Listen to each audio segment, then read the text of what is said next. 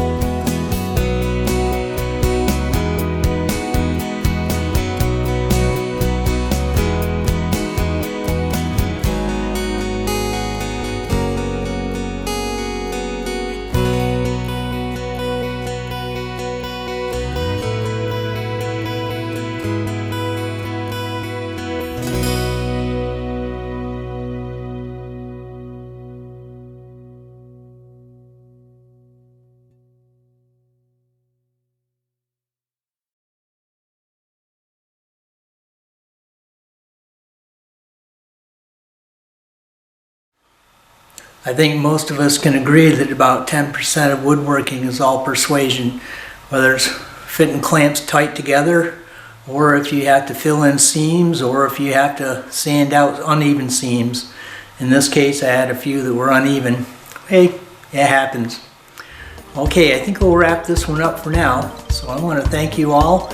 If you like this content, I wish you would please hit the like button and subscribe. And we'll catch you later. Goodbye.